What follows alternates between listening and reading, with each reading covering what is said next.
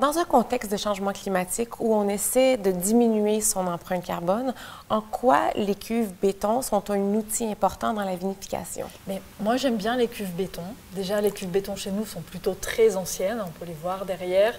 Elles sont très épaisses. C'est du béton dense, c'est du béton épais.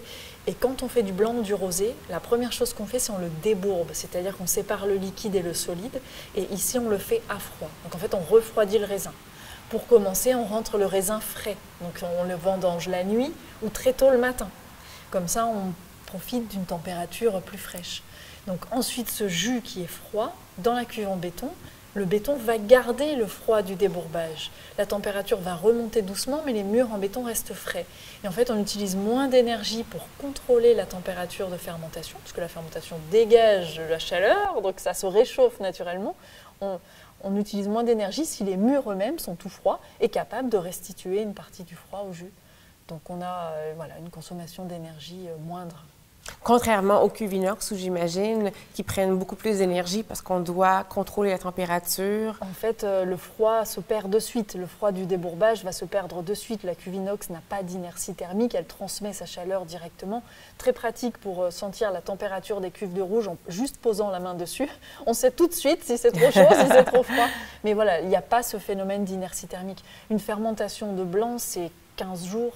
10, 15, ça peut être 3 semaines, ça peut durer très longtemps. Une fermentation de rouge, c'est quelques jours. Donc en fait, on utilise de l'énergie, mais sur peu de temps. Ouais. Voilà, donc on essaye de rationaliser comme ça.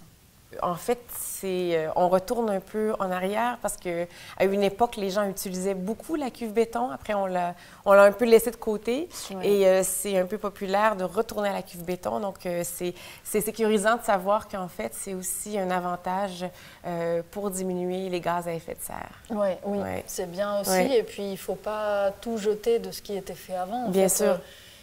On peut les réadapter. Nous, par exemple, ces cuves, on leur a fait des portes plus grandes pour que le gaz circule mieux quand on les vide, quand on les nettoie. On a fait pareil des cheminées plus grandes. En fait, on les a réadaptées à une œnologie plus moderne. On a donc mis des systèmes de refroidissement à l'intérieur, alors qu'avant, les gens ici ne faisaient pas de blanc et de rosé. Sur la Côte Vermeille, on faisait du vin doux naturel. On n'avait pas besoin de froid, on n'avait pas besoin de tout ça. Donc, elles ont été réadaptées, ces cuves, à cette œnologie-là. Merci beaucoup, Aurélie. Avec plaisir.